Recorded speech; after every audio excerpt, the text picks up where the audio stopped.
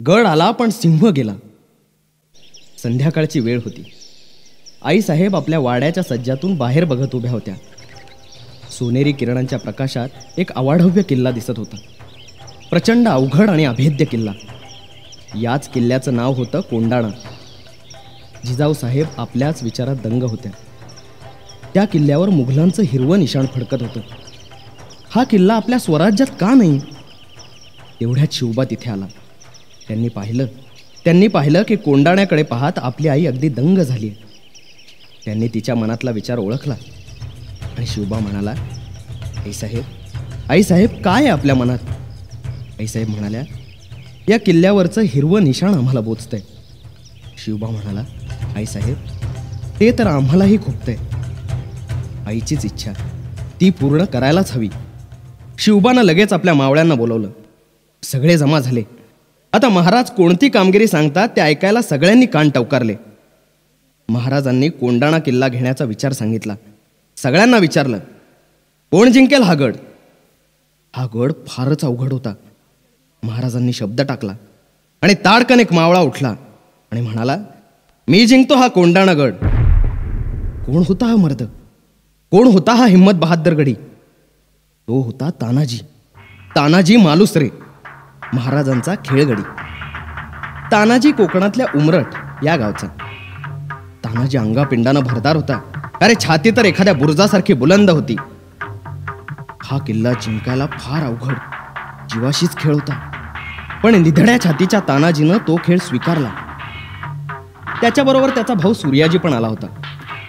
तानाजी आणि सूर्याजी अगदी राम लक्ष्मणासारखे भाऊ होते.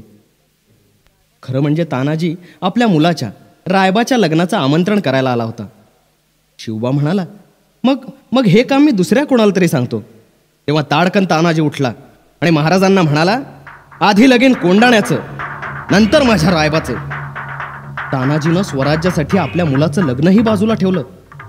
शिवाजी महाराजांचं स्वराज्याचं काम हे पहिल्यांदा करायचं, हा त्याचा बाणा. मग मध्यरात्रीच्या वेळेला तानाजी आपल्या 500 मावळ्यांना घेऊन निघाला. आभाळात चांदण्या लुकलुकत होत्या. गडाजवळ गुडुप्प अंधार पडला होता. पावलं न वाजवता धक्क तानाजी आणि 500 मावळे गडाखालच्या दरीत जमा झाले. गडाचा किल्लेदार उदयभान नावाचा राजपूत सरदार होता. सिंहगड फार बळकट किल्ला. गडाच्या खाली घनदाट झाडी होती. प्रवेश करायला फक्त 2 दरवाजे होते, सिंहाच्या जबड्यासारखे. गडावर कडक पहारा होता. पण तानाजी जिकडे उभा होता तिथे खोल दरी होती.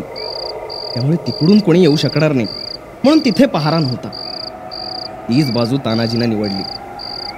आपल्याबरोबर तानाजीने एक घोरपड आणली होती. तिचं नाव यशवंती. हा प्राणी आपल्या नख्या भिंतीत खुपसून उभ्या भिंतीलाही चिकटून बसतो. तानाजीनं तिला दोरी बांधली आणि दिली उभ्या कड्यावर फेकून. पण 2 वेळा घोरपड खाली पडली. तानाजीला आला राग. तो घोरपडीला म्हणाला, यशवंती, आता पुन्हा पडलीस तर तुकडे करून भाकरीबरोबर कच्चं खाईन. काय गंमत, घोरपड बसली की कड्याला चिकटून. तानाजी आणि त्याचे मावळे भराभर गड चढून वर गेले. एवढ्यात गडावरच्या पहारेकऱ्यांना मावळ्यांची चाहूल लागली. मुघल सैनिक आपापल्या तलवारी घेऊन मावळ्यांच्यावर धावले.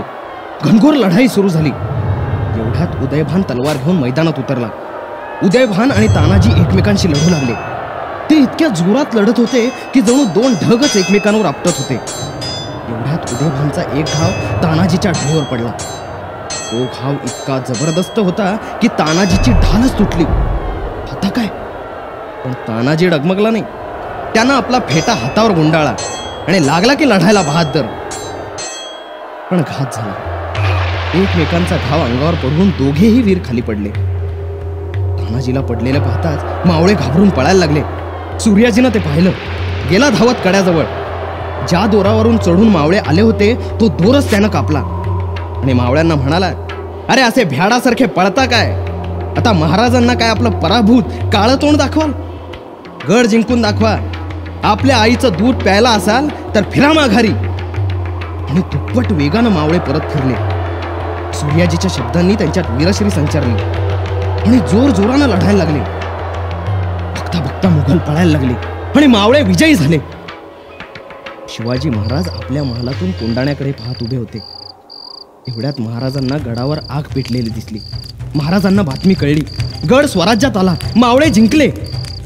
कारण तशी खूणच ठरली होती. गड जिंकला रे जिंकला की तेथली गवताची गंज पेटवायची. दुसऱ्या दिवशी सूर्याजी विजयाची बातमी सांगायला महालात आला. पण बरोबर तानाजी नव्हता. महाराजांनी अधीरपणे विचारलं, कुठे आहे माझा तानाजी? सूर्याजीच्या डोळ्यात पाणी आलं. तो म्हणाला, महाराज महाराज शत्रूशी लढता लढता आपला तान्हा स्वर्गात गेला. महाराजांना धक्का बसला. महाराजांना काही सुचेना. शिवबा म्हणाला, अरे अरे माझा तानाजी गेला. गड आला पण माझा सिंह मात्र गेला.